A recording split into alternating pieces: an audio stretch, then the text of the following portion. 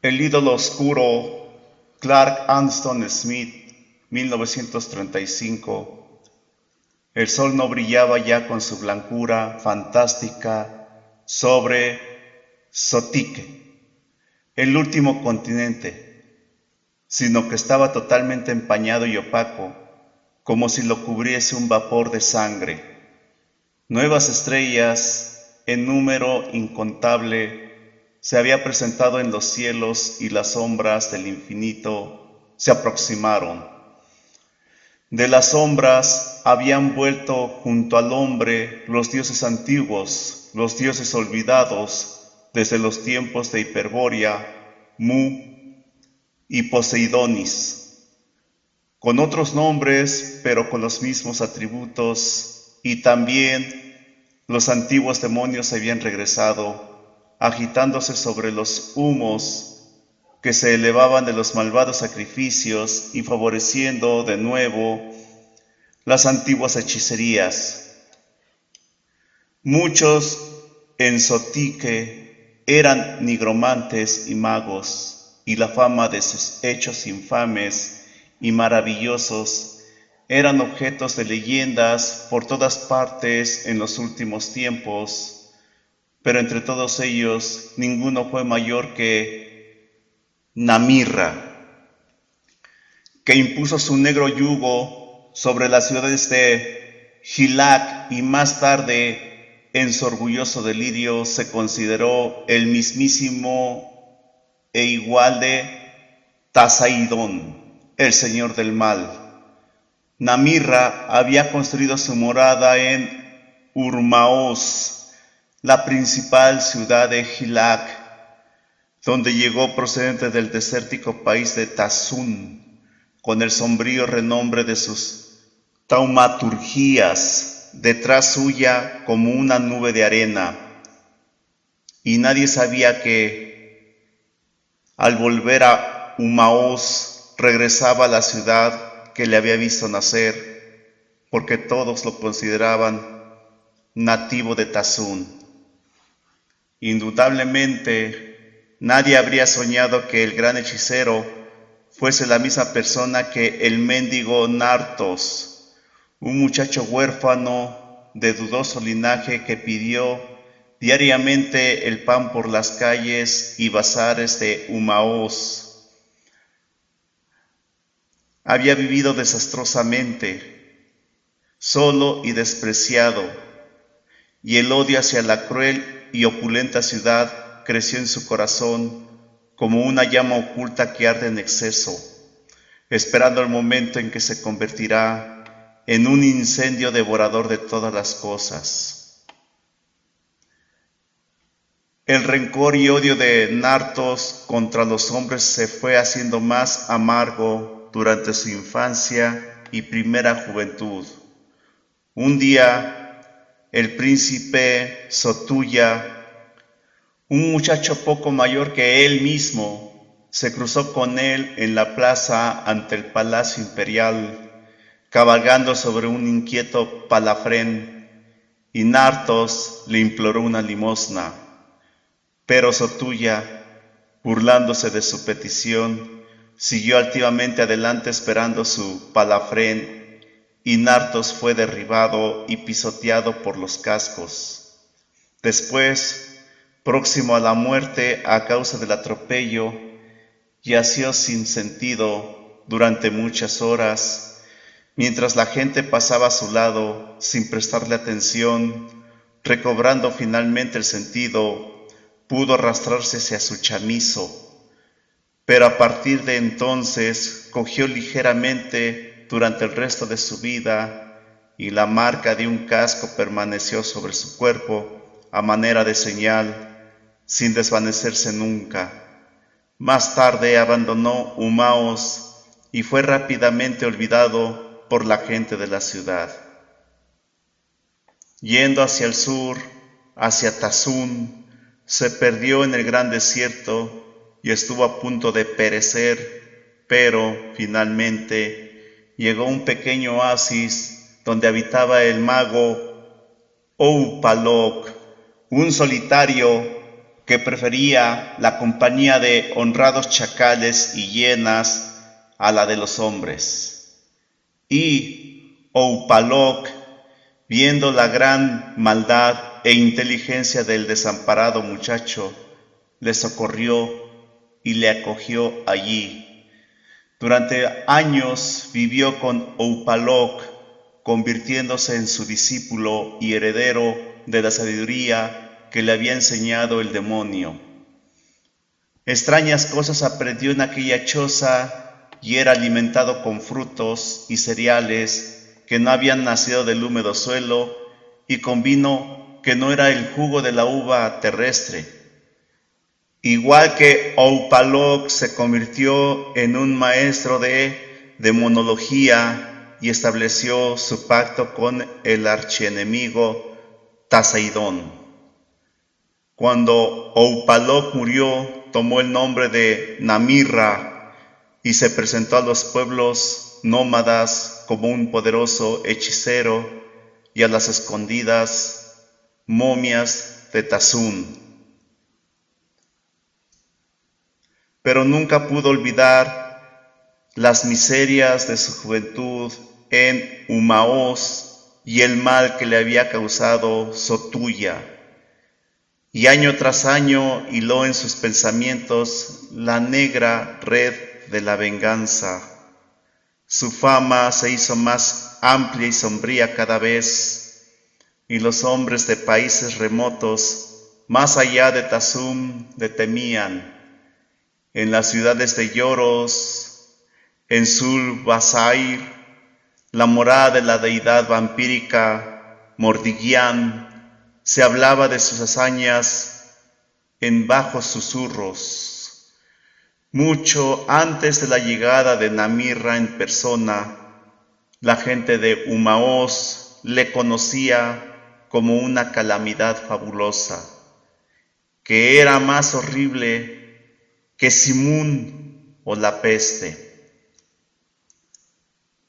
En los años que siguieron a la marcha del muchacho Nartos de Umaós, Pitaim, el padre del príncipe Sotuya, fue asesinado por el veneno de una pequeña víbora que se había deslizado en su lecho en busca de calor en una noche de otoño. Algunos dijeron que la víbora había sido colocado por Sotuya, pero esto era algo que nadie podía afirmar con certeza. Después de la muerte de Pitaim, Sotuya, que era su único hijo, fue el emperador de Hilac y gobernó en la maldad. Desde su trono de Umaós era tiránico e indolente y estaba lleno de extraños vicios y crueldades. Pero la gente, que también era malvada, le alababa en sus torpezas, y así fue próspero, y los señores del cielo y el infierno no le golpearon, y los rojos soles y las lunas cenicientas continuaron pasando sobre Hilac, dirigiéndose al oeste, poniéndose en aquel mar donde pocos viajaban y que, si los cuentos de los marinos eran ciertos, se extendía como un río crecido, más allá de la infame isla de Naat, y se derrumbaba, formando una catarata tan ancha como el mundo, sobre el espacio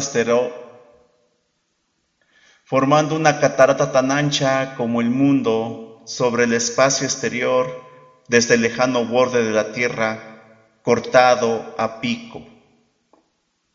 Se embruteció cada vez más, y sus pecados eran como frutos hinchados que madurasen sobre un profundo abismo, pero los vientos del tiempo soplaron suavemente, y los frutos no cayeron, y Sotuya se reía, rodeado de sus bufones, sus eunucos y sus amantes, y la historia de sus pecados viajó muy lejos, y era relatada entre gentes de lejanos países como una maravillosa gemela con las rumoreadas nigromancias de Namirra. Así sucedió que en el año de la hiena y en el mes de la estrella canicular, Sotuya dio un gran festín a los habitantes de Umaos. Por todas partes se veían carnes que habían sido cocinadas con especies exóticas procedentes de Sotar, la isla oriental, y los ardientes vinos de Lloros y Gilac, llenos de subterráneos fuegos, eran servidos incansablemente a todos de urnas gigantescas. Estos provocaron una furiosa alegría y una locura digna de reyes, y después de una somnolencia no menos profunda que la de la tumba. Y a uno, según iban bebiendo, los alborotadores iban cayendo por las calles, casas y jardines, como si una plaga les hubiese alcanzado. Y Sotuya dormía en el salón de banquetes de oro y ébano, con sus odaliscas y chambelanes a su alrededor. Así pues, ni un hombre ni una mujer estaban despiertos en todo Umaos en el momento en que Sirius comenzaba a caer hacia el este.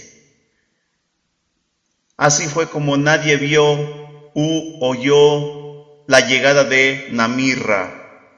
Pero cuando, muy avanzada la mañana siguiente, el emperador se despertó pesadamente, oyó un confuso alboroto y el molesto clamor de las voces de aquellos de sus eunucos y mujeres que habían despertado antes que él. Al preguntar el motivo, le dijeron que durante la noche había ocurrido un extraño prodigio. Más todavía atontado por el vino y el sopor, comprendió bastante poco sobre su naturaleza hasta que su concubina favorita, Obesa, le condujo al pórtico oriental del palacio. Desde él, que podía contemplar la maravilla con sus propios ojos.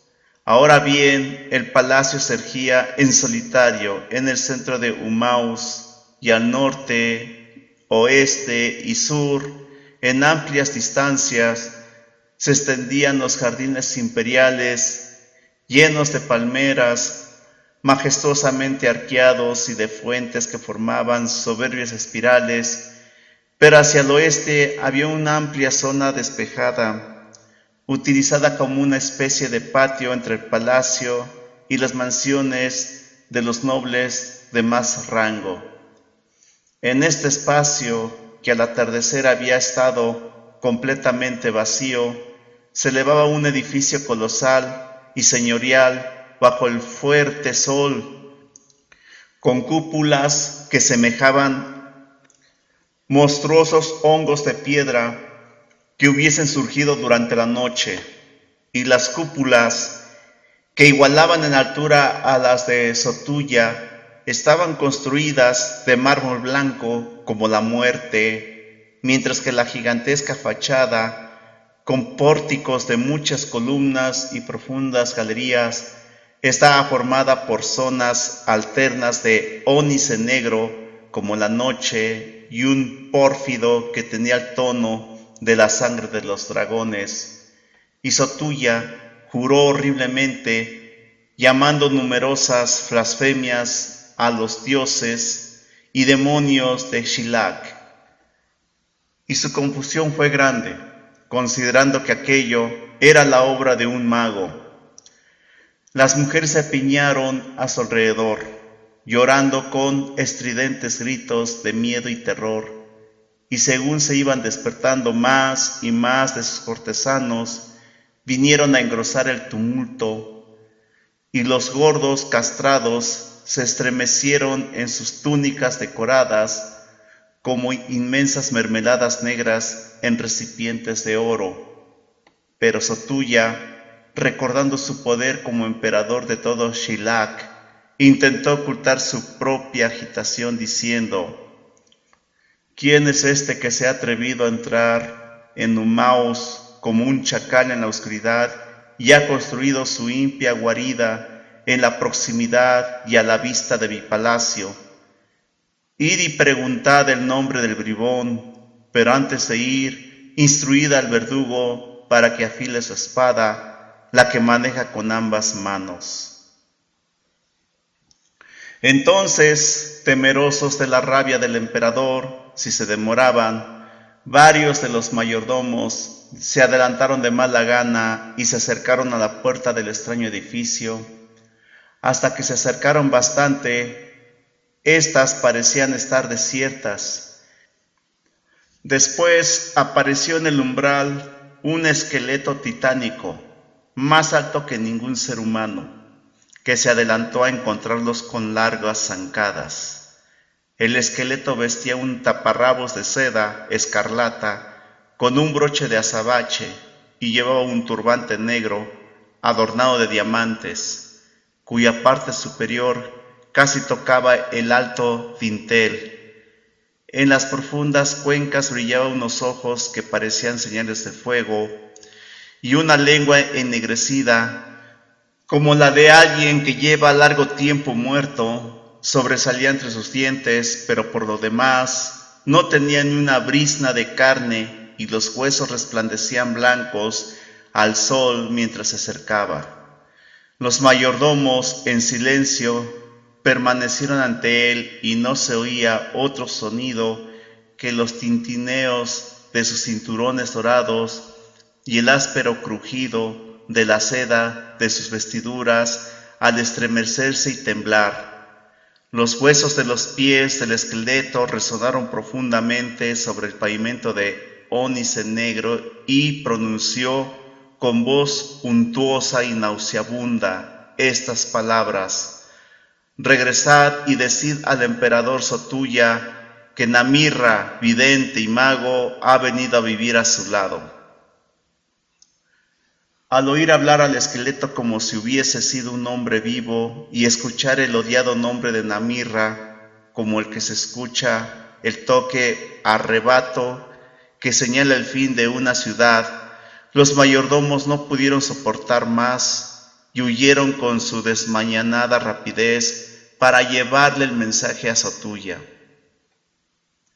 Ahora bien, al saber quién era el que había venido a establecerse como su vecino en Umaos, la ira del emperador se extinguió como una llama débil y fluctuante sobre la que hubiese soplado el viento de la oscuridad, y el vinoso color púrpura de sus mejillas se salpicó de una extraña palidez y no dijo nada, sino que sus labios se movieron oscuramente como si estuviese rezando maldiciendo.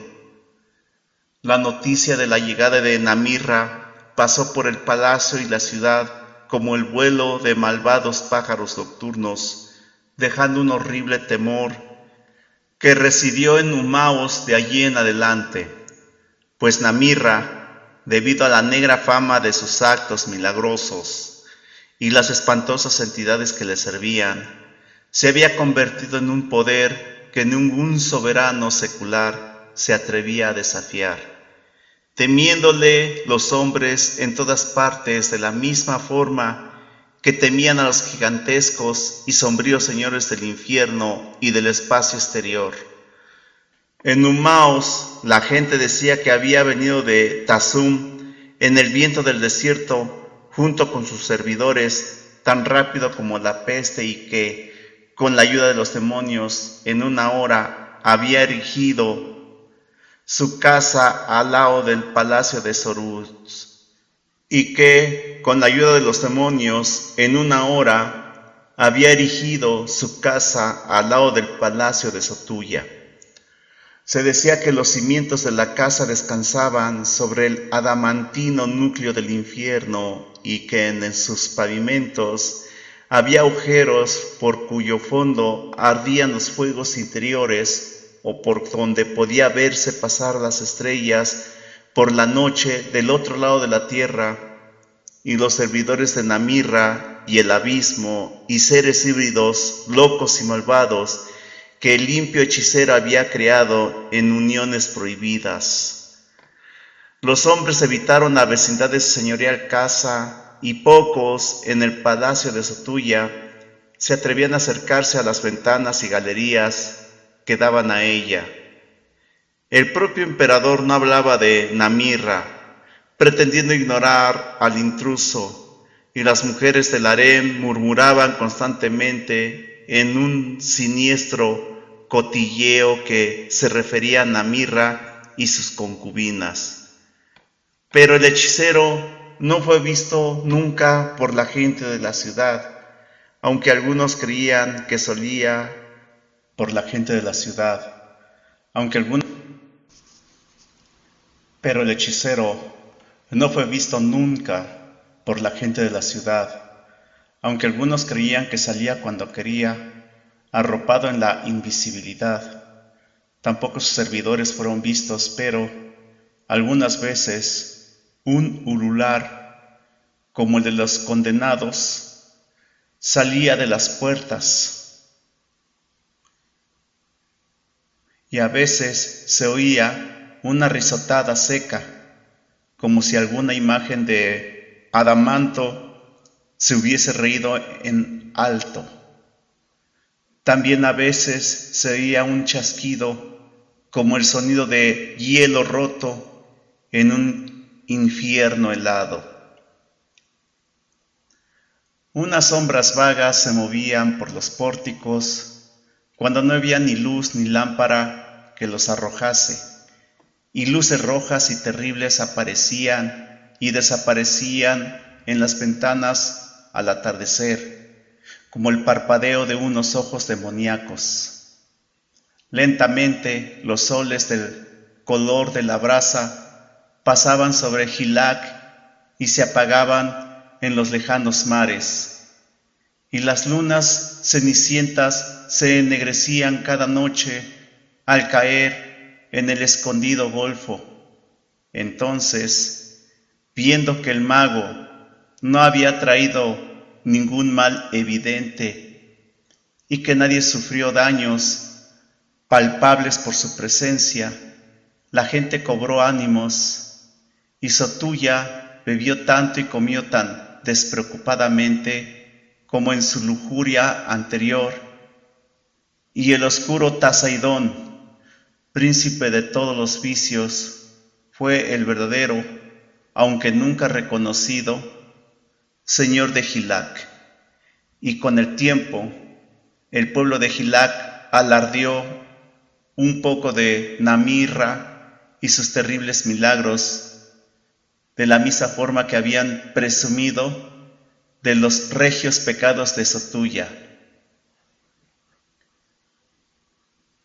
Pero Namirra, al que todavía ninguna mujer ni hombre alguno pudieron ver sentado en las salas anteriores de aquella casa que sus demonios le habían construido, daba vueltas y vueltas en sus pensamientos a la negra red de la venganza.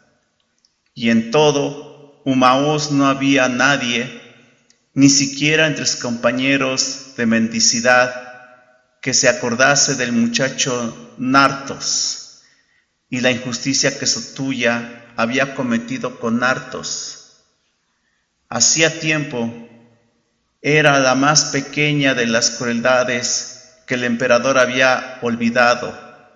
Entonces, cuando los temores de Sotuya estaban algo apaciguados y sus mujeres murmuraban menos a menudo sobre la vecindad del mago, ocurrió una nueva maravilla y un renovado terror, porque un atardecer que se sentaba a la mesa del festín, rodeado por sus cortesanos, el emperador oyó un ruido como el de 10,000 caballos con cascos de hierro que viniesen al galope por los jardines del palacio.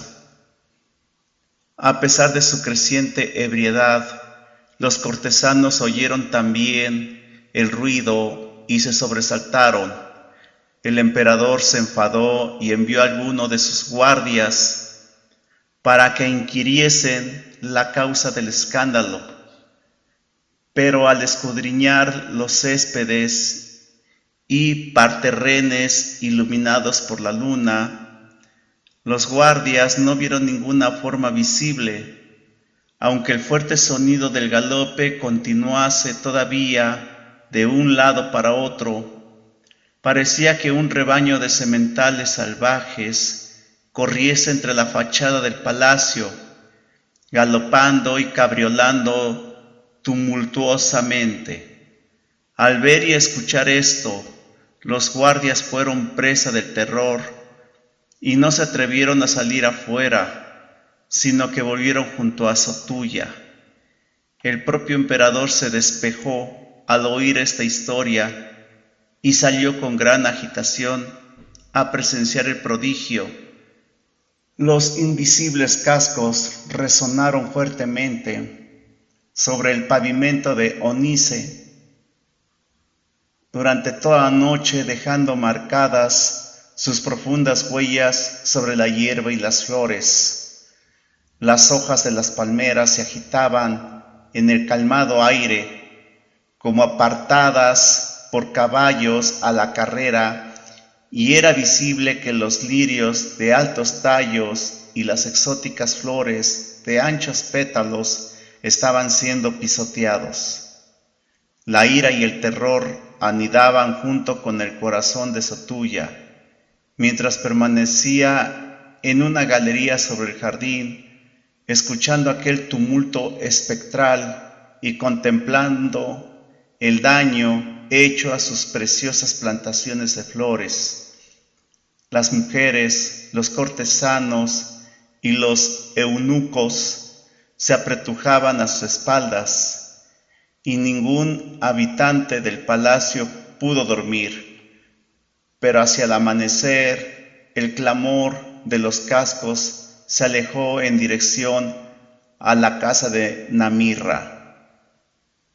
Cuando la aurora estaba en su apogeo sobre Humaos, el emperador salió al exterior rodeado de sus guardias y vio que las hierbas aplastadas y los rotos tallos estaban negros como a causa del fuego en el lugar donde había caído los cascos. Sobre todo el césped y los parterres las señales se marcaban con toda claridad, como las huellas de una gran manada de caballos, pero cesaba en el límite de los jardines, y aunque todo el mundo pensaba que la visita había llegado de la casa de Namirra, sobre los terrenos que formaban el frente de la morada del hechicero, no había ninguna prueba de ello, porque aquí el césped estaba intacto. La peste caiga sobre Namirra, si es él quien ha hecho esto, gritó Sotuya. ¿Por qué? ¿Qué daño le he hecho yo? En verdad que pondré mi pie sobre el cuello de ese perro, y la rueda de la tortura le hará tanto bien como esos caballos del infierno. Han hecho a mis lirios desotar del color de la sangre, a mis veteados iris de Nat y a mis orquídeas de Ucastroj, purpúreas como las señales del amor. Sí, aunque sea el virrey de Tasaidón sobre la tierra y señor de los 10,000 demonios, mi rueda lo destrozará, y el fuego pondré la rueda al rojo vivo hasta que se quede tan negro como las flores calcinadas.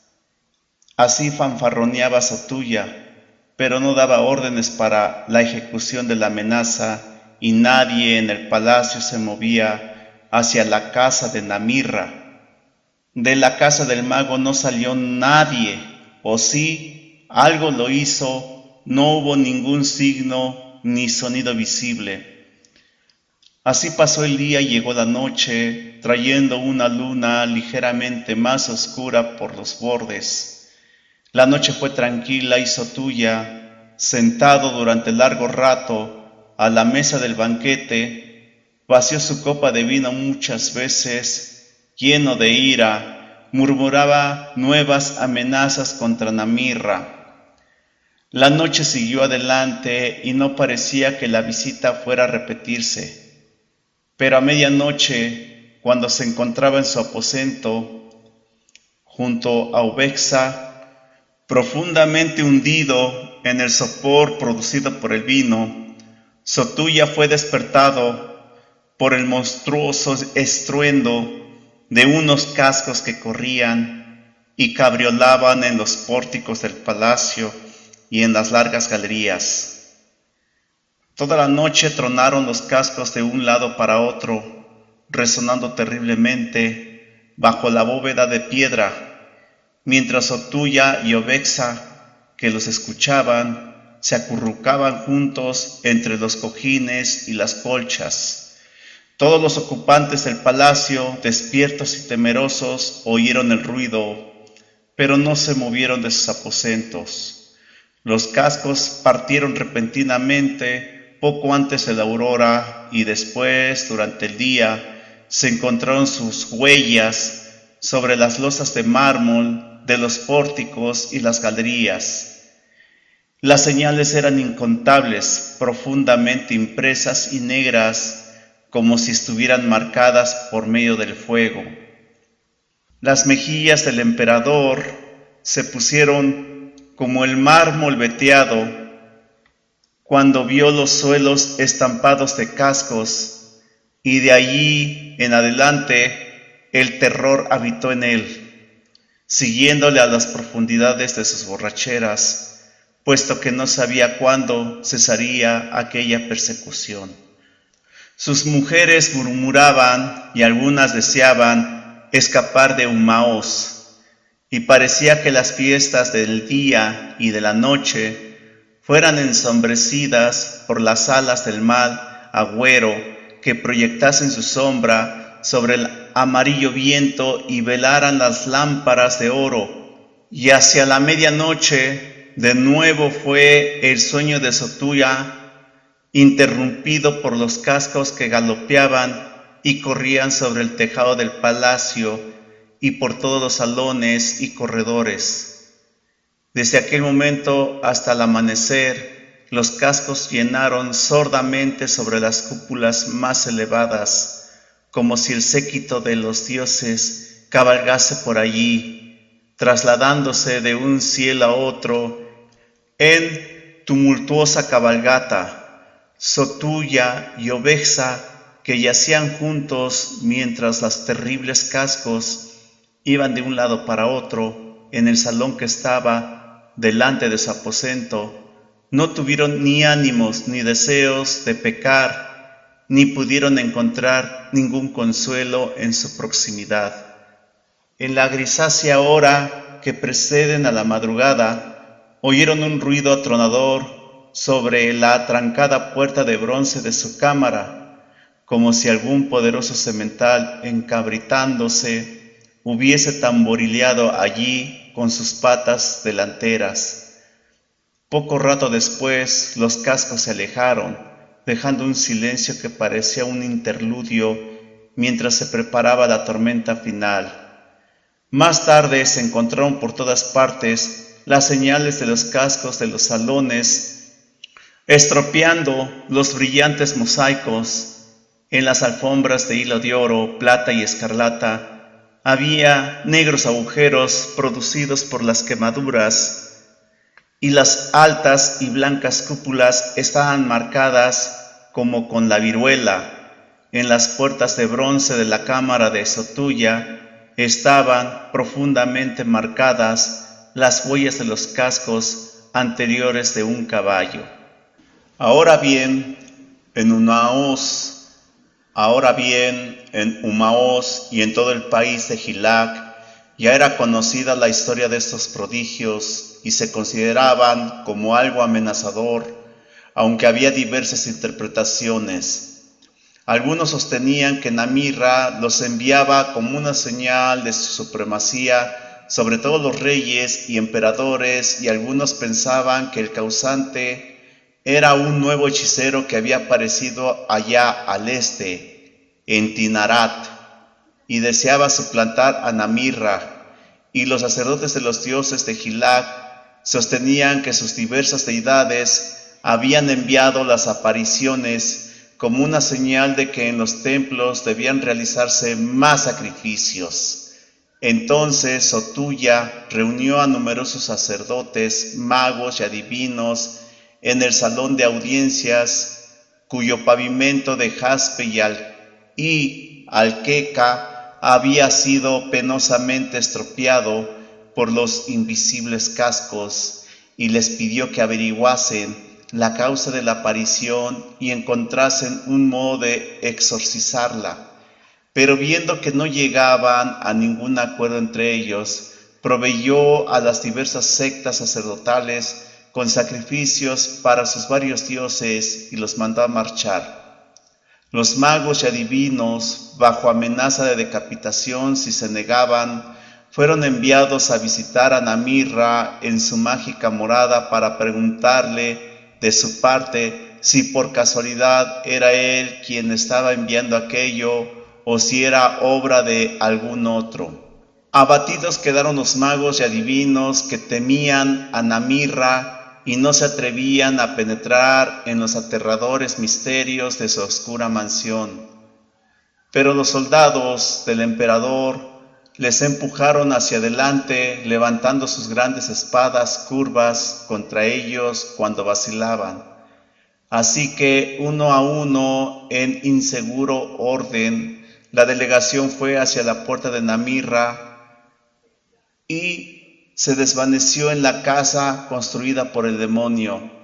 Antes del atardecer regresaron junto al emperador, pálidos, balbuceantes e inquietos, como hombres que han visto el infierno y contemplado su propio destino. Dijeron que Namirra los recibió cortésmente y les había enviado de vuelta con este mensaje: que sepas, Sotuya, que la aparición es en recuerdo de algo que él ha olvidado, y la razón de esto le será revelada en la hora preparada y dispuesta por el destino, y esa hora se acerca, porque Namirra invita al emperador y a toda su corte a un gran banquete mañana por la tarde. Habiendo entregado este mensaje ante la consternación y asombro de Sotuya, la delegación pidió licencia para retirarse. Aunque el emperador les interrogó minuciosamente, parecían poco dispuestos a relatar las circunstancias de su visita a Namirra, y tampoco quisieron describir la famosa casa del hechicero, excepto en una forma vaga, contradiciéndose unos a otros en lo que decían haber visto. Por tanto, y después de un rato, Sotuya les mandó marchar. Cuando se hubieran ido, estuvo cavilando durante largo tiempo sobre la invitación de Namirra, que era algo que no se atrevía a rechazar, pero temía aceptar. Aquella noche bebió todavía más abundantemente que de costumbre y durmió como un muerto sin que ningún ruido de cascos galopando sobre el palacio lo despertara. Durante la noche, los magos y profetas salieron silenciosamente de Humaos como sombras furtivas y nadie los vio partir. Por la mañana, todos habían salido de Gilac hacia otros países para no regresar nunca. Aquella misma noche, Namirra estaba sentado a solas en el gran salón de su casa, habiendo despedido a los sirvientes que le atendían de ordinario. Ante él, y en un altar de azabache, estaba la oscura y gigantesca estatua de Taseidón, que un escultor engendrado por los demonios había esculpido en tiempos antiguos para un malvado rey de Tazún llamado Parnok. El archidemonio estaba representado por la forma de un guerrero cubierto totalmente por la armadura, que elevaba una masa de pinchos como en una batalla heroica. Durante largo tiempo, la estatua había estado en el palacio de Parnok, enterrado en el desierto, y cuyo mismo emplazamiento Era disputado por los nómadas. Namirra, gracias a su arte adivinatorio, lo encontró y había llevado la infernal imagen a vivir con él por siempre desde entonces. A menudo Tasaidón pronunciaba oráculos para Namirra y le contestaba sus preguntas por boca de la estatua. Ante la imagen de armadura negra colgaban 7 lámparas de plata forjadas con la forma de los cráneos de los caballos, y las llamas salían incesantemente, azules, purpúreas y escarlatas de sus cuencas. Su luz era salvaje y lúgubre, y el rostro del demonio, mirando bajo el casco, mostraba sombras equívocas y malignas que cambiaban y saltaban eternamente. Sentado en su silla de forma de serpiente, Namirra contemplaba siniestramente la estatua con un profundo surco entre los ojos, porque le había pedido una cosa a Tasaidón, y el enemigo, contestando a través de la estatua, se la negó. La rebelión crecía en el corazón de Namirra, que, enloquecido por el orgullo, se consideraba a sí mismo señor de todos los hechiceros y gobernantes por derecho propio entre los príncipes diabólicos. Así pues, y tras largo cavilar, repitió su petición con voz fuerte y altanera, como quien se dirige a su igual, más que como alguien que lo hace al todopoderoso soberano, al que ha jurado fidelidad hasta la muerte. Yo te he ayudado en todo hasta este momento, dijo la imagen con acentos secos y sonoros que resonaban metálicamente en las 7 lámparas plateadas. Sí, los gusanos eternos del fuego y la oscuridad han acudido como un ejército a tu llamado, y las alas de los genios interiores se han elevado hasta ocultar el sol cuando tú les llamaste, pero en verdad no te ayudaré en esta venganza que has planeado, porque el emperador Sotuya no me ha ofendido nunca y me ha servido bien, aunque inconscientemente, y los habitantes de Gilac, debido a sus vicios, no son los menos importantes de sus adoradores en la tierra. Por tanto, Namirra, sería mejor que tú vivieses en paz con Sotuya y olvidases esta antigua ofensa afligida al mendigo Nartos cuando era un muchacho, porque los caminos del destino son extraños y la forma en que actúan sus leyes está algunas veces oculta, y en verdad, si los cascos del palafrén de Sotuya no te hubieran derribado y pisoteado, tu vida habría sido distinta y la fama y renombre de Namirra hubiesen yacido en el olvido como un sueño no imaginado. Sí, tú serías todavía un mendigo de Humaos. Te contentarías con las limosnas del mendigo y nunca habrías emprendido aquel viaje. Te habrías convertido en discípulo del sabio y erudito Oupalok, y yo, Tasaidón, hubiese perdido el más poderoso de todos los nigromantes que han aceptado servirme y han hecho un pacto conmigo. Piénsalo bien, Namirra, y considera estas cosas, porque aparentemente nosotros dos estamos en deuda con Sotuya y le debemos gratitud por haberte pisoteado con su caballo. Sí, estoy en deuda con él, gruñó Namirra implacable, y en verdad que mañana pagaré la deuda en la forma en que se había planeado. Existen aquellos que me ayudarán, aquellos que acudirán a mí, llamado, aún a pesar tuyo. No es bueno enfrentarte conmigo, dijo la imagen tras un intervalo, y tampoco es bueno llamar a aquellos que has insinuado. Sin embargo, Veo claramente que eso es lo que deseas. Eres orgulloso, testarudo y vengativo. Haz pues lo que quieras, pero no me culpes por el resultado. Después de esto, en el salón donde Namirra se sentaba ante el ídolo, se hizo el silencio y las llamas se consumieron oscuramente, cambiando de colores sobre las lámparas de forma de cráneo, mientras las sombras huían y regresaban sin detenerse sobre los rostros de la estatua de Namirra. Después, hacia la medianoche, el hechicero se levantó y ascendió por numerosos escalones en espiral hasta llegar a una alta cúpula en la casa donde había una única y pequeña ventana redonda que permitía contemplar las constelaciones. La ventana estaba dispuesta en lo más alto de la cúpula, pero Namirra había conseguido, por medio de su magia, que una entrada junto a la última vuelta de la escalera pareciera descender repentinamente en lugar de subir, para,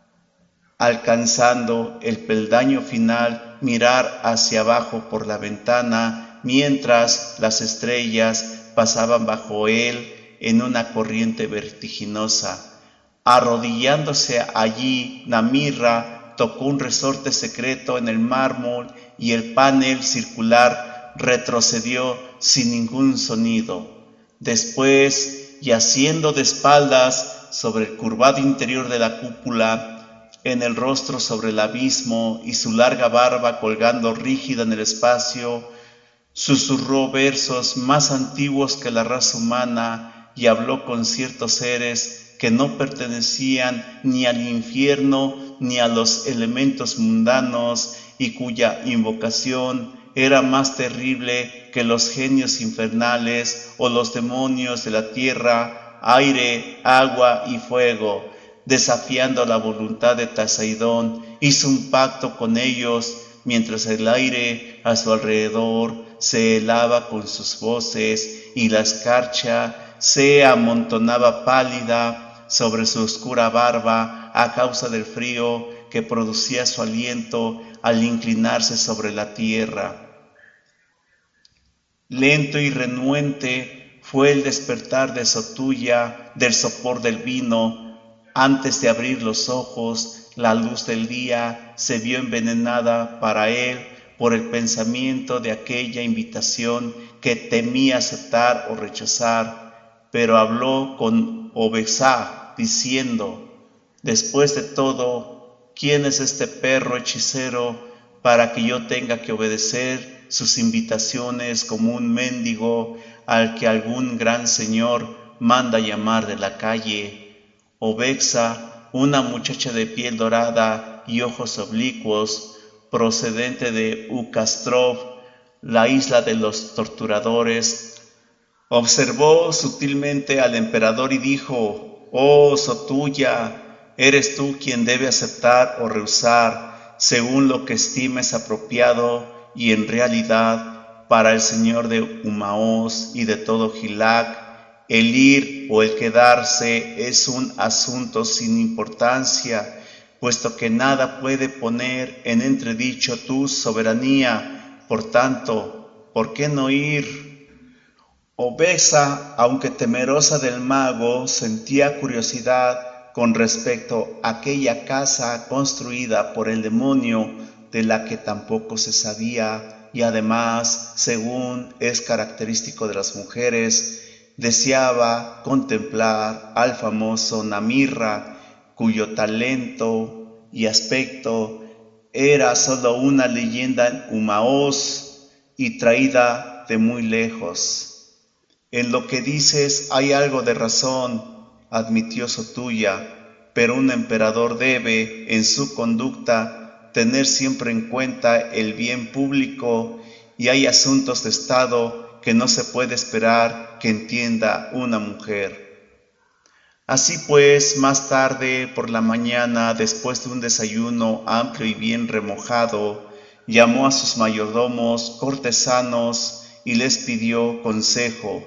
Algunos le aconsejaron que ignorase la invitación de Namirra y otros sostenían que debía ser aceptada a menos que un mal más grave que el pisoteo de unos cascos fantasmales fuese enviado sobre la ciudad y el palacio. Entonces llamó ante sí a la reunión de todos los sacerdotes e intentó volver a llamar a aquellos magos y adivinos que habían escapado sigilosamente durante la noche. Entre todos estos no hubo ni uno que respondiese al grito de su nombre por las calles de Emmaús, y esto causó una cierta maravilla. Pero los sacerdotes llegaron en número mayor que antes y abarrotaron el salón de audiencias, de forma que las barrigas de los que estaban delante chocaban contra el estrado imperial y las nalgas de los de atrás se aplastaban contra la pared y los pilares del fondo. Sotulla debatió con ellos el asunto de su aceptación o rechazo. Los sacerdotes argumentaron, como la vez anterior, que Namirra no tenía nada que ver con las apariciones y su invitación, dijeron, no suponía daño ni amenaza alguna contra el emperador.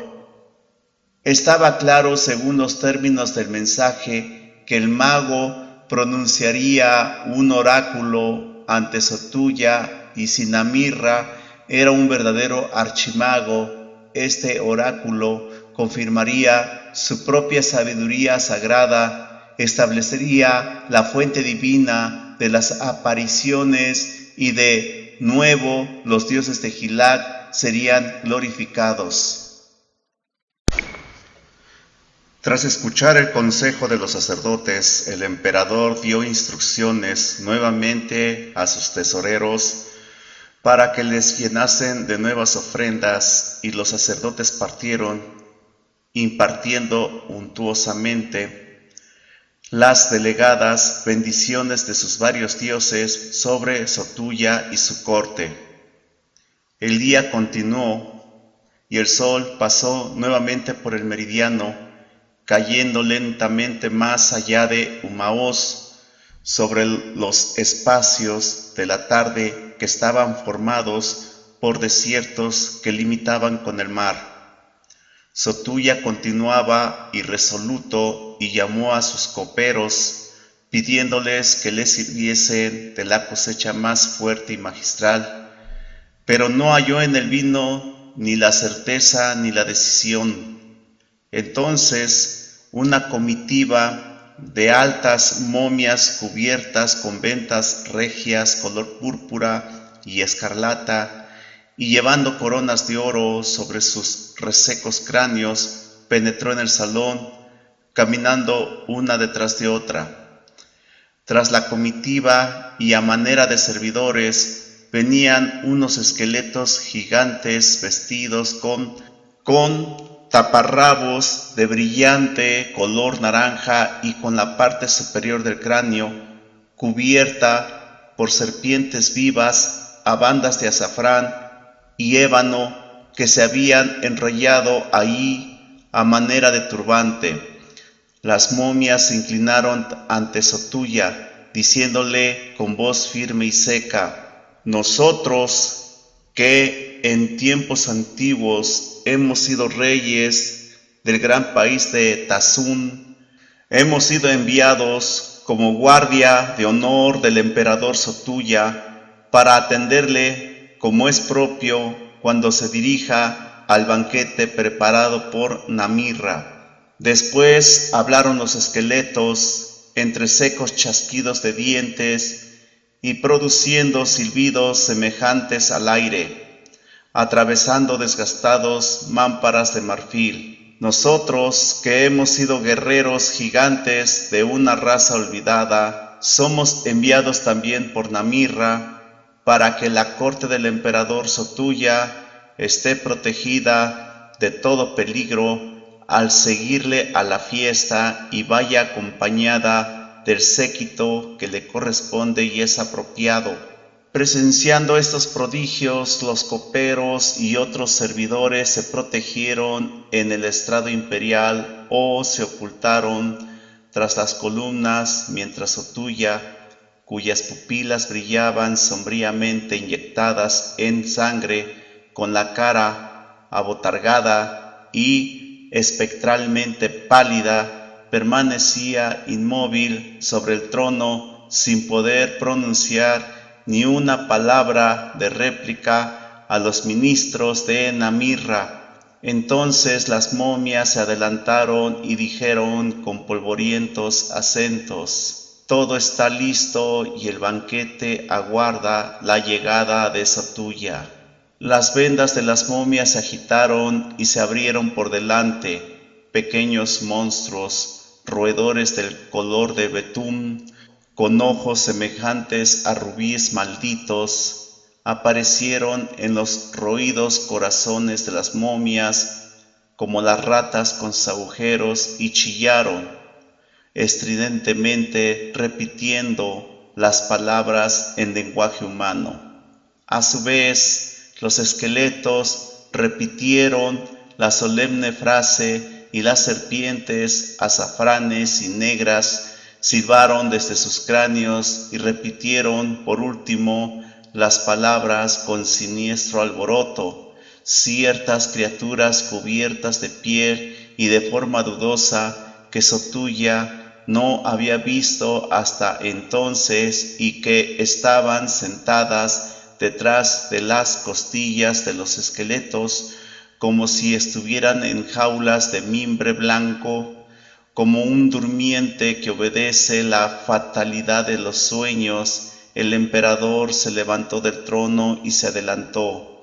Las momias le rodearon como una escolta. Cada uno de los esqueletos sacó de los pliegues amarillos, rojizos de sus taparrabos, unas arcaicas flautas de plata, curiosamente agujeradas, y comenzaron a tocar una melodía dulce, siniestra y mortal, mientras el emperador salía del palacio. En la música había un hechizo fatal, porque los mayordomos, las mujeres, los eunucos y todos los miembros de la corte de Sotuya, hasta los cocineros y los escuderos, fueron arrancados como una procesión de noctámbulos de las habitaciones y alcobas donde se habían vanamente ocultado.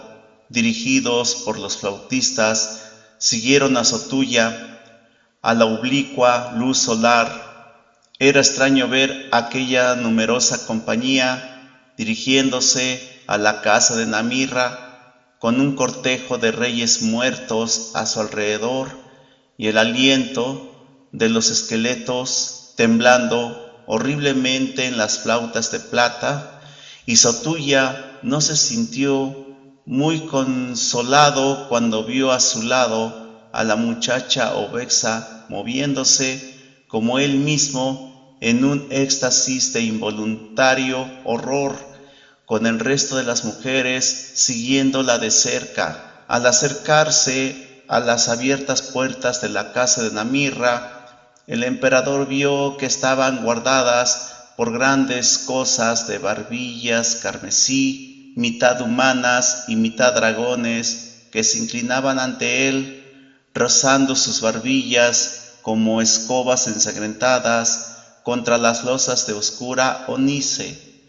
El emperador pasó con obesa entre los rústicos monstruos, con las momias, los esqueletos y su propia gente a sus espaldas, formando una extraña comitiva, y entró en un amplio salón de muchas columnas, donde la luz del día, penetrando tímidamente, era dominada por la siniestra y arrogante claridad procedente de 1.000.000 de lámparas. Aun a pesar de su horror, Sotuya se sintió maravillado de la amplitud de la cámara y que difícilmente podía reconciliar con las medidas exteriores de la mansión, aunque éstas indudablemente fueran de una amplitud palaciega.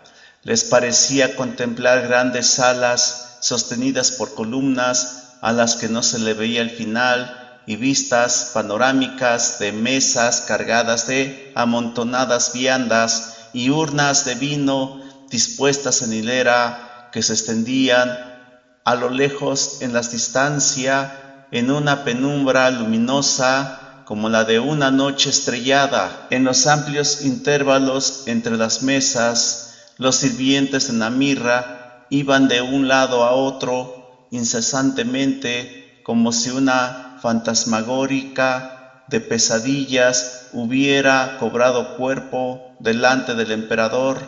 Regios cadáveres con túnicas de brocado, podridos por el tiempo, con las cuencas vacías e hirvientes de gusanos, servían un vino color de sangre en copas fabricadas con el opalescente cuerno de los unicornios. Lamias de cola de quimera y quimeras de 4 pechos entraban con humeantes fuentes sostenidas en alto por sus garras broncíneas. Demonios de cabeza de perro con la lengua en llamas corrían a ofrecerse como acomodadores de la compañía. Ante Sotulla y Obexa apareció un curioso ser con las opulentas caderas y extremidades inferiores de una enorme mujer negra y las mandos huesos de algún mitónico mono de cintura para arriba. Este monstruo dio a entender, por medio de ciertas indescriptibles chasquidos de los huesos de sus dedos, que el emperador y su odalisca le siguieran. Verdaderamente a Sotulla le dio la impresión de haber recorrido una larga distancia por alguna maligna caverna del infierno cuando llegaron al final de aquella inmensidad de mesas y columnas por la que les había conducido el monstruo. Aquí, en el extremo de la habitación y separado de los demás, se sentaba Namirra solo en una mesa, con las llamas de las 7 lámparas en forma de cráneo de caballo, ardiendo incesantemente a sus espaldas, y la negra imagen de Tasaidón en su armadura, dominándolo todo desde el altar de Azabache a su derecha. Algo separado del altar había un espejo de diamante, sostenido por las garras de unos basiliscos de hierro. Namirra se puso en pie para saludarles, observando una solemne y fúnebre cortesía. Sus ojos brillaban lúgubres y fríos como estrellas lejanas en las ojeras formadas en extrañas y aterradoras vigilias. Sus labios eran como un sello rojo pálido sobre un pergamino del destino cerrado. Su barba flotaba rígida sobre la parte delantera de su túnica vermellón, dividida en bucles negros y aceitosos como una masa de serpientes negras y tiesas. Sotulla sintió que la sangre se le detenía y espesaba en su corazón, como congelándose hasta formar hielo. Obexa, mirando bajo entornados párpados, se sintió repelida y asustada por el visible horror que emanaba este hombre, y le rodeaba de la misma forma que la realeza a un rey. Pero a pesar de su miedo, tuvo tiempo para preguntarse qué clase de hombre sería en su relación con las mujeres. Te doy la bienvenida, oh Sotulla, a tal hospitalidad como puedo ofrecerte, dijo Namirra, con el férreo sonido de alguna oculta campana fúnebre en su profunda voz. Por favor, sentaos a mi mesa. Sotulla vio que enfrente de Namirra había sido dispuesta una silla de ébano para él, y que otra silla, menos majestuosa e imperial, había sido colocada a la izquierda para Obexa. Los dos se sentaron y Sotulla vio que su gente se sentaba a su vez a otras mesas a través del enorme salón, con los espantosos servidores de Namirra sirviéndoles atareadamente, como los demonios atienden a los condenados. Entonces Sotulla percibió que una mano oscura y parecida a la de un cadáver le servía vino en una copa de cristal y que la mano llevaba el anillo con el sello de los emperadores de Gilac, un monstruoso ópalo de fuego en la boca de un murciélago de oro, un anillo idéntico el que el propio Sotulla llevaba perpetuamente sobre el dedo índice. Volviéndose, vio a la derecha una figura que mostraba gran semejanza con su padre, Pitaim, después de que el veneno de la víbora, esparciéndose por todo su cuerpo, hubiese dejado detrás la purpúrea hinchazón de la muerte. Sotulla, que había ordenado que la serpiente fuese colocada en la cama de Pitaim, se acurrucó en su asiento y tembló con un terror culpable, y la cosa que se parecía a Pitaim, fuese cadáver, fantasma o una imagen producida por los encantamientos de Namirra, iba y venía a espaldas de Sotulla, sirviéndole con dedos negros e hinchados que nunca vacilaban. Con horror advirtió sus ojos saltones que miraban sin ver, su lívida boca purpúrea, cerrada con el rigor de un silencio mortal, y la víbora moteada que a intervalos aparecía con helados ojos por su manga cuando se inclinaba sobre él para rellenar su copa o servirle carne. Y confusamente, entre la helada niebla de su terror, el emperador vio la forma de sombría armadura como una réplica animada de Tasaidón que Namirra en su blasfemia había conjurado para que le sirviese. Vagamente y sin comprender, vio al terrible servidor que revoloteaba al lado de Obexa, un cadáver sin ojos y sin piel, en la imagen de su primer amante, un muchacho de Sintrom que había sido lanzado a la costa de la isla de los torturadores por un naufragio.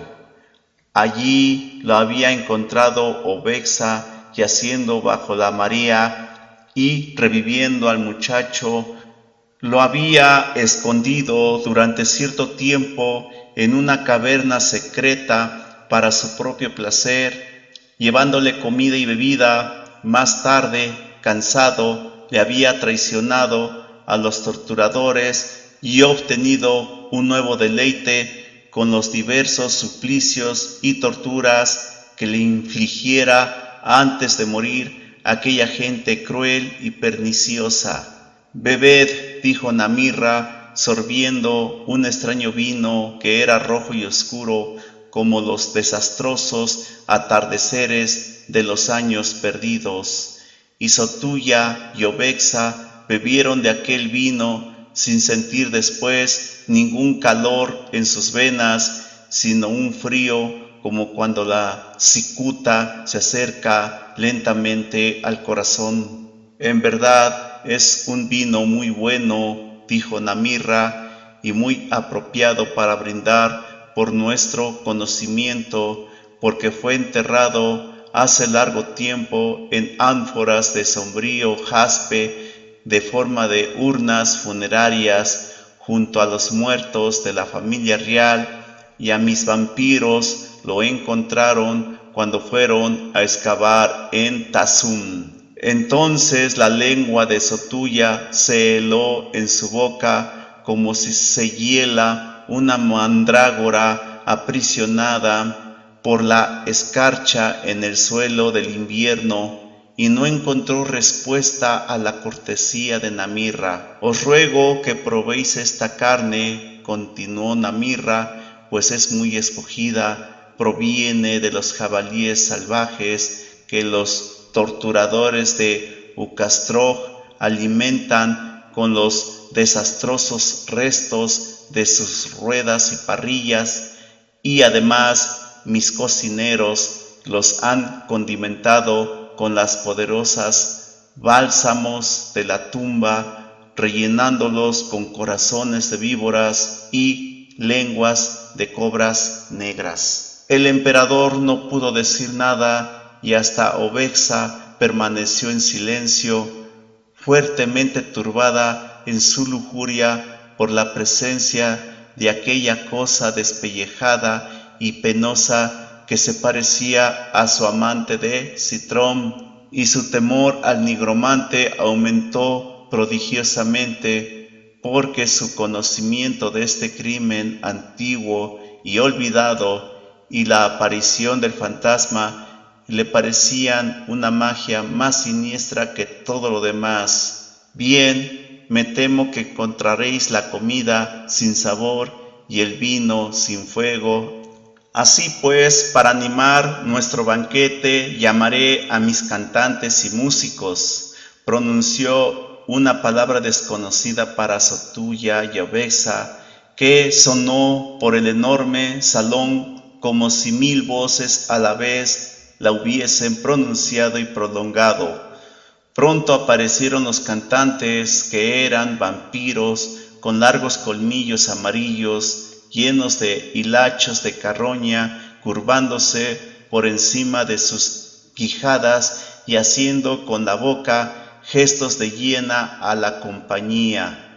Detrás entraron los músicos, algunos de los cuales eran demonios machos, caminando erectos sobre los cuartos traseros de negros sementales y pulsando con dedos blancos de gorila liras fabricadas con huesos y tendones de los caníbales de Nat. Otros eran apastelados sátiros que arrimaban sus rejillas cabrunas a oboes fabricados con las fémures de brujas jóvenes y a gaitas hechas con la piel del pecho de reinas negras y el cuerno del rinoceronte. Se inclinaron ante Namirra con grotesca ceremonia. Después, sin dilación, las hembras vampiro comenzaron un ulular lo más doloroso y execrable, como el de los chacales que han olfateado la carroña, y los sátiros y los demonios tocaron un lamento que era como el gemido de los vientos del desierto en las arenes de perdidos palacios. Sotulla se estremeció, pues el canto le helaba hasta el tuétano, y la música introducía en su corazón una desolación semejante a la de imperios derrumbados y pisoteados por los férreos cascos del tiempo.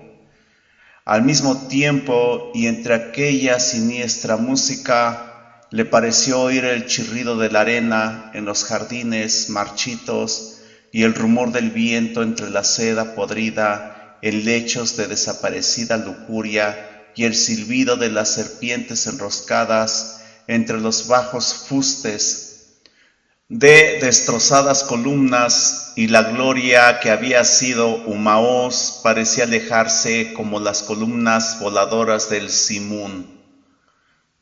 Una espléndida melodía, dijo Namirra, cuando la música cesó y las vampiras dejaron de ulular. Pero en verdad, temo que encontréis algo aburrido mi espectáculo. Por tanto, mis bailarines danzarán para vosotros. Se volvió hacia el gran salón y describió en el aire un signo enigmático con los dedos de la mano derecha.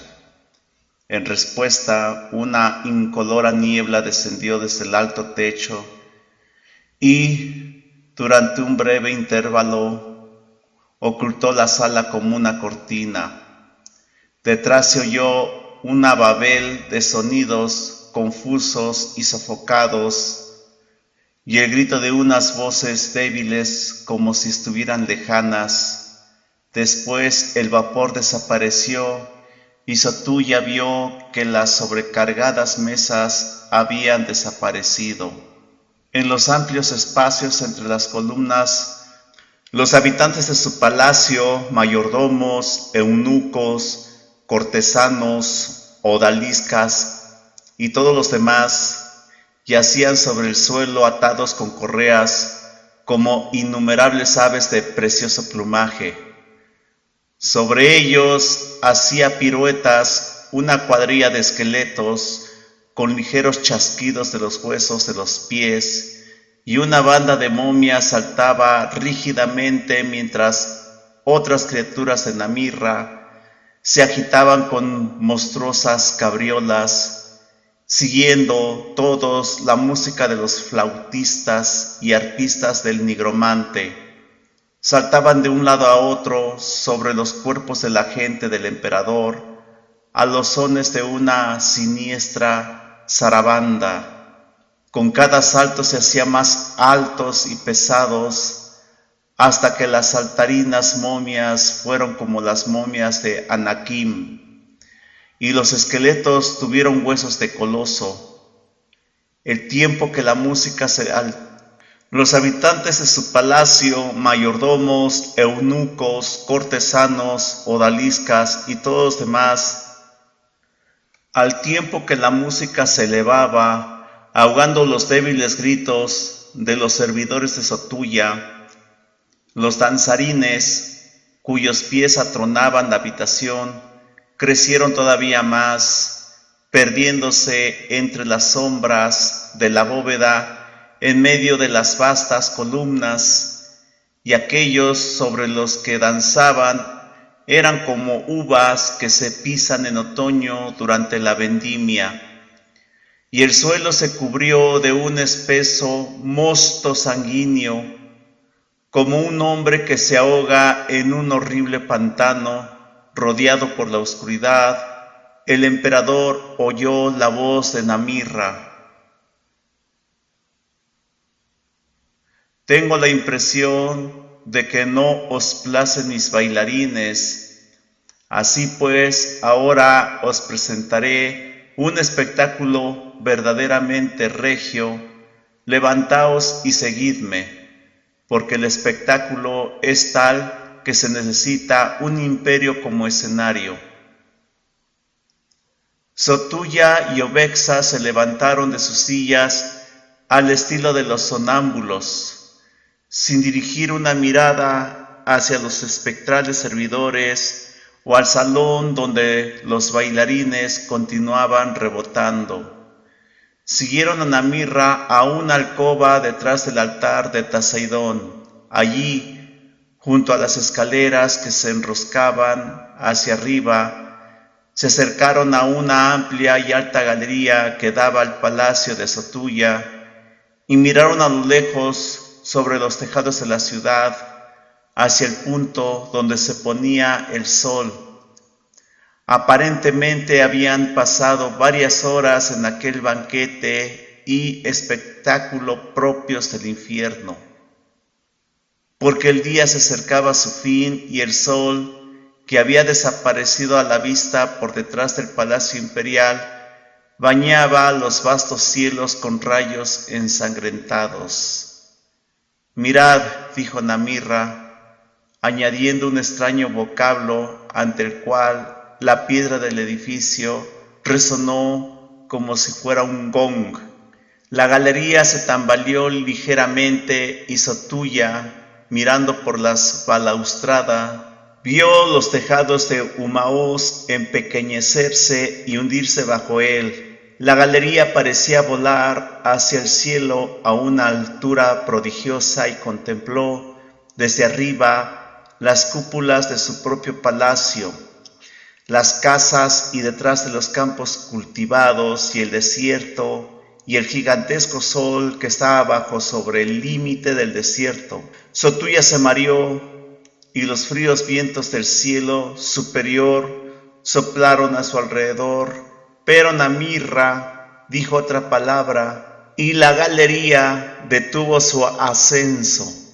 Mira bien, dijo el nigromante, el imperio que fue tuyo, pero no lo será ya más. Entonces, con los brazos abiertos hacia el atardecer y los mares más allá, pronunció en voz alta los 12 nombres que eran la máxima perdición, y después la tremenda invocación: Na Padambis, Devompra, Tungis Furidor, Aborangonom. Instantáneamente fue como si grandes nubes de ébano se amontonasen sobre el sol, alineados sobre el horizonte. Las nubes tomaron las formas de colosales monstruos cuyas cabezas y miembros recordaban ligeramente la de los caballos. Alzándose terriblemente, hollaron el sol como si fuese una brasa extinguida, y corriendo como si estuviesen en un hipódromo de titanes, crecieron y se agigantaron acercándose a Umaos.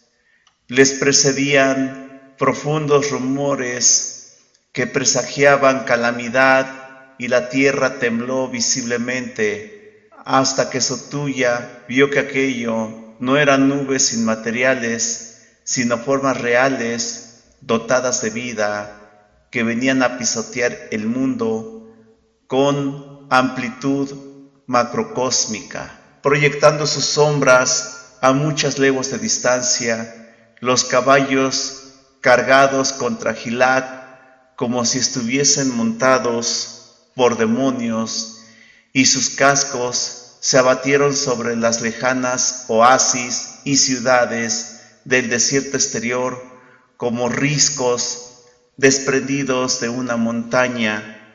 Llegaron como el remolino en espiral de una tormenta, y pareció como si el mundo se hundiese en el mar, volcándose bajo su peso.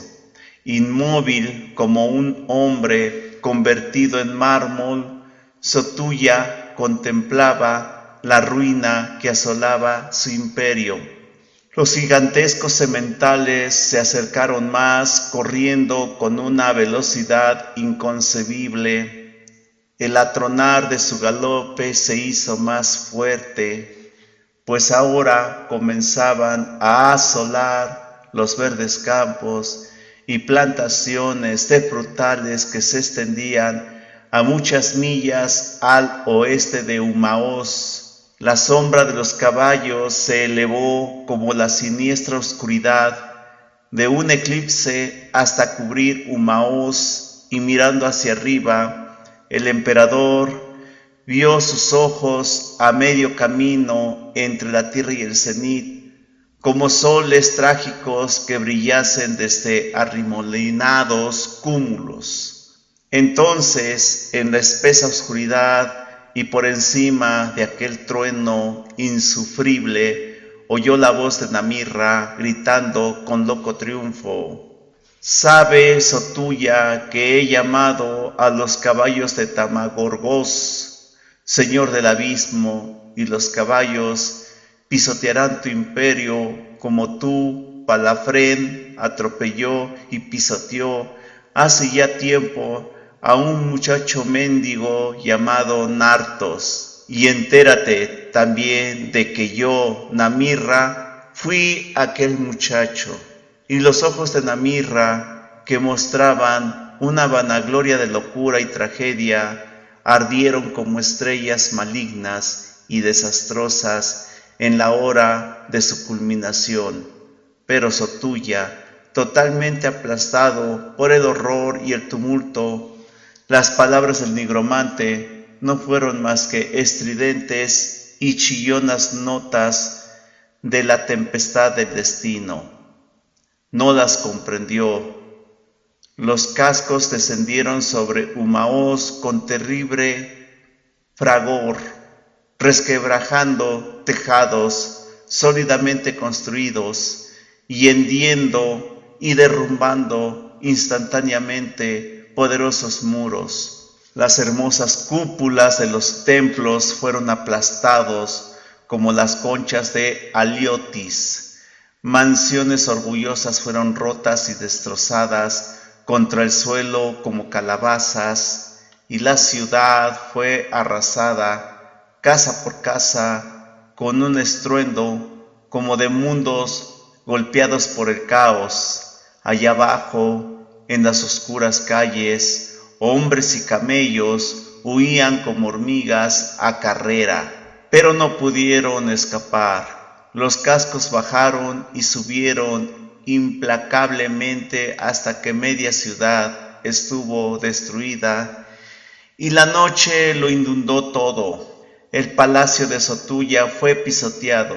Entonces las patas delanteras de los animales se encontraron al borde de la galería de Namirra y sus cabezas sobresalieron aterradoramente por encima. Parecía que fuesen a alcanzar y pisotear la casa del nigromante, pero en ese momento se dividieron a derecha e izquierda y dejaron ver el doloroso resplandor del ocaso, siguiendo su camino y arrasando aquella parte de Umaoz que estaba al este. Sotulla, Obexa y Namirra contemplaron los fragmentos de la ciudad como si viesen un estercolero lleno de jigarros. Mientras oían el clamor fatal de los cascos alejarse hacia el Gilac oriental, un hermoso espectáculo, comentó Namirra. Después, volviéndose hacia el emperador, añadió malignamente: sin embargo, no creas que he terminado contigo o que el destino se ha consumado ya. Aparentemente, la galería había descendido a su elevación primitiva, que todavía estaba majestuosa altura sobre las fragmentadas ruinas. Namirra agarró al emperador por el brazo y lo condujo de la galería a una cámara interior mientras Obexa le seguía en silencio. El corazón del emperador estaba oprimido por el paso de tantas calamidades y la desesperación pesaba como un pestilente incubo sobre los hombros de un hombre perdido en algún país de noches malignas, y no advirtió que en el umbral de la cámara había sido separado de Obexa y que varias criaturas de Namirra aparecieron como sombras, obligaron a la muchacha a bajar con ellos por unas escaleras, sofocando sus gritos con sus podridas vendas mientras descendían a otra parte de la casa. La habitación era la que Namirra utilizaba para sus ritos y ceremonias más nefandas. Los rayos de las lámparas que la iluminaban eran amarillos rojizos como sanies del demonio derramado y fluían por aludes, crisoles, alambiques y atanores negros cuyo propósito apenas podría ser pronunciado por un hombre mortal. El hechicero calentó en uno de los alambiques un líquido oscuro, lleno de luces frías como las estrellas, mientras Sotulla miraba sin comprender. Cuando el líquido burbujeó y desprendió una espiral gaseosa, Namirra lo destiló en copas de hierro bordeadas de oro y le dio uno a Sotulla, quedándose él con la otra, y le dijo con voz seca e imperativa: te ordeno que bebas este líquido. Sotulla, temiendo que la bebida estuviese envenenada, vaciló. El nigromante le miró mortalmente y le gritó: ¿tienes miedo de hacer lo mismo que yo? Y a continuación acercó la copa a sus labios. Así el emperador bebió el licor, como impulsado por el mandato de algún ángel de la muerte, y sus sentidos se nublaron, pero antes de que la oscuridad fuese completa, vio que Namirra había vaciado su propia copa. Entonces, con agonías indecibles, fue como si el emperador muriese y su alma flotase libremente. Volvió a ver la cámara, aunque con ojos inmateriales, se irguió desencarnado en la luz azafrán y carmesí, su cuerpo yaciendo con la semejanza de un muerto, y cerca de él, sobre el suelo también, el tendido cuerpo de Namirra y las dos copas caídas. En este estado contempló algo extraño. Al rato su propio cuerpo se agitó y se levantó, mientras que el del nigromante permanecía inmóvil como la muerte. Sotuya contempló sus propios rasgos y su figura con el corto manto de brocado azul sembrado de perlas negras y rubíes morados, y su cuerpo vivió ante él, aunque los ojos mostraban un fuego más oscuro y una maldad mayor de los que eran característicos en él. Entonces, sin oídos corpóreos, Sotuya oyó hablar a la figura, y la voz era la fuerte y arrogante de Namirra, diciendo: «Sígueme, oh fantasma sin cuerpo, y haz en todo lo que yo te mande». Sotuya siguió al hechicero como una sombra invisible, y los dos descendieron por las escaleras hasta llegar al gran salón del banquete. Se acercaron al altar de Taseidón y a la imagen de negra armadura, mientras las 7 lámparas en forma de cráneo de caballo seguían ardiendo como antes. Sobre el altar yacía Obexa, la amada concubina de Sotuya, la única mujer que tenía el poder de estremecer su saciado corazón, atada con correas a los pies de Taseidón. Pero, por lo demás, el salón estaba desierto, y de aquellas saturnales de desastre no quedaba nada, excepto el fruto del pisoteo que había formado grandes charcos entre las columnas. Namirra, utilizando siempre el cuerpo del emperador como si fuese el suyo, se detuvo ante el oscuro ídolo y dijo al espíritu de Sotuya: «Quédate aprisionado en esta imagen sin fuerza para liberarte ni para moverte en forma alguna». Totalmente obediente a la voluntad del nigromante, el alma de Sotuya se encarnó en la estatua y sintió que la fría y gigantesca armadura le rodeaba como si se encontrase en el interior de un rígido sarcófago. Miró al frente inamovible desde los siniestros ojos que se escondían bajo el esculpido casco. Mirando así, pudo contemplar el cambio que sobrevenía en su propio cuerpo bajo la mágica posesión de Namirra, porque las piernas que salían por debajo del corto manto de color azul se habían convertido repentinamente en las patas traseras de un caballo negro, cuyos cascos brillaban como si los hubieran calentado en los fuegos infernales. Mientras Sotuya observaba este prodigio, se pusieron de un blanco incandescente, y del suelo que pisaban salía humo. Entonces aquella híbrida abominación se acercó a Obexa caminando altivamente sobre el negro altar y dejando tras sí huellas humeantes, deteniéndose al lado de la muchacha que yacía indefensa en el suelo y lo contemplaba con ojos que eran estanques de helado horror.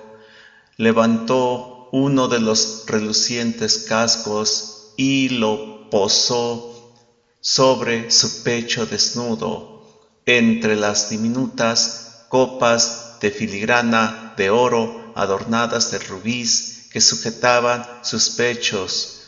Bajo aquella atroz pisada, la muchacha chilló como podría hacerlo en el infierno el alma de algún nuevo condenado, y el casco resplandeció con intolerable brillantez como si estuviese recién salido de un horno donde se forjasen las armas de los demonios. En aquel momento, en la aterrorizada, aplastada y pisoteada alma del emperador Sotuya, encerrada en la imagen de Adamanto, se despertó la umbría que había dormitado inconsciente ante la ruina de su imperio y el pisoteo de su séquito. Inmediatamente surgieron en su ánimo un enorme aborrecimiento y una poderosa ira, y deseó con todas sus fuerzas poderse servir de su brazo derecho y tener una espada en la mano. Entonces le pareció que una voz fría, siniestra y terrible hablaba dentro de él, como si la propia estatua pronunciase unas palabras hacia adentro, y la voz le dijo: «Yo soy Tasaidón, Señor de los 7 infiernos bajo la tierra y de los infiernos del corazón del hombre sobre la tierra, que son 7 veces 7. De momento, en Sotuya, mi poder será tuyo en beneficio de nuestra mutua venganza. Sé uno en todas formas con la estatua que se me parece a la manera en que el alma es una con la carne. Mira, en mi mano derecha hay una masa de adamanto. Levanta la masa y golpea». Sotuya fue consciente de una gran fuerza en su interior y de estar rodeado por unos músculos gigantescos que se estremecían de poder y respondían ágilmente a su voluntad. Sintió en su enfundada mano derecha el mango de la gigantesca masa de pinchos, y aunque el levantar la masa estaba más allá de la fuerza de un hombre mortal, a Sotuya le pareció un peso agradable. Entonces, elevando la masa como un guerrero en una batalla, golpeó aterradoramente aquella cosa impía que tenía su propio cuerpo unido a las patas y cascos de un caballo demoníaco. La casa se derrumbó al instante y yació con el cerebro saliendo en forma de pulpa de un aplastado cráneo y esparciéndose sobre el brillante azabache. Las patas temblaron un poco y después se inmovilizaron. Los cascos pasaron de un blanco fiero y cegador al rojo del hierro muy caliente, enfriándose lentamente. Durante un cierto tiempo no hubo ningún sonido excepto los estridentes gritos de Obexa, enloquecida por el dolor y el terror de todos los prodigios que había presenciado. Después la terrible voz de Tasaidón habló de nuevo en el alma de Sotuya, enferma con aquellos gritos: «Vete, porque no puedes hacer nada más». Así pues, el espíritu de Sotuya salió de la imagen de Tasaidón y encontró en el aire fresco la libertad de la nada y del olvido. Pero el fin de Namirra todavía no había llegado, ya que en su alma, loca y arrogante, fue desprendida del cuerpo de Sotuya por el golpe y había vuelto confusamente. no en la forma que el mago había planeado a su propio cuerpo, que yacía en la habitación de los rituales malditos y las transmigraciones prohibidas. Ahí pronto se despertó Namirra con una horrible confusión en su mente y una amnesia parcial, porque la maldición de Tasaidón había caído sobre él a causa de sus blasfemias. Nada había claro en su mente excepto un maligno y exorbitante deseo de venganza, pero la razón de éste y su objeto eran sombras dudosas. Urgido por aquel oscuro ánimo, se levantó y, ciñéndose a la cintura una espada encantada con ópalos y zafiros rúnicos en la empuñadura, descendió por las escaleras y se dirigió otra vez al altar de Tasaidón, donde continuaba la estatua tan impasible como antes, con la masa en su inmóvil mano derecha y el doble sacrificio debajo sobre el altar. El velo de una extrañísima oscuridad había caído sobre los sentidos de Namirra, y no vio el horror de Patas de Caballo, que yacía muerto con los cascos ennegrecidos lentamente, ni oyó los gemidos de Obexa, que yacía a su lado todavía viva. Sus ojos se vieron atraídos por el espejo de diamante que estaba en las garras de los negros basiliscos de hierro detrás del altar, y acercándose al espejo vio allí un rostro que ya no reconoció como el suyo, a causa de que su vista era borrosa y su cerebro estaba atrapado por las variables redes del engaño. Tomó el rostro por el del emperador Sotuya, insaciable como las mismas llamas del infierno. Su antiguo odio surgió en su interior y sacó la espada encantada, comenzando a atacar el reflejo. A veces, a causa de la maldición que había caído sobre él y de la impía transmigración que había realizado, se creía ser Sotuya luchando con el nigromante, y otras veces en el torbellino de su locura era Namirra luchando contra el emperador.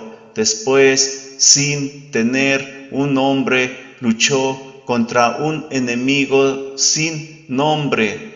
Pronto la hechizada hoja, aunque estaba templada por conjuros formidables, se rompió cerca de la empuñadura, y Namirra vio que la imagen estaba aún intacta. Entonces, aullando las palabras medio olvidadas de una tremenda maldición, invalidada a causa de sus olvidos, golpeó el espejo con la pesada empuñadura de la espada, y hasta que los zafiros y ópalos que lo adornaban se rasgaron y cayeron a sus pies en pequeños fragmentos. Obexa, moribunda sobre el altar, vio a Namirra batallando contra su imagen, y el espectáculo le produjo una risa enloquecida como el roto repique de unas campanas de cristal.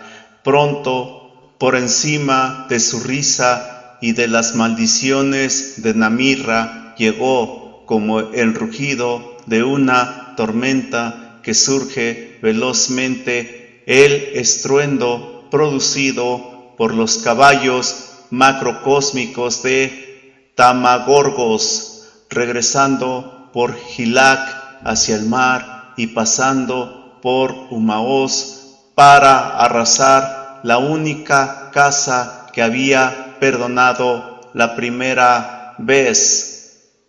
Fin.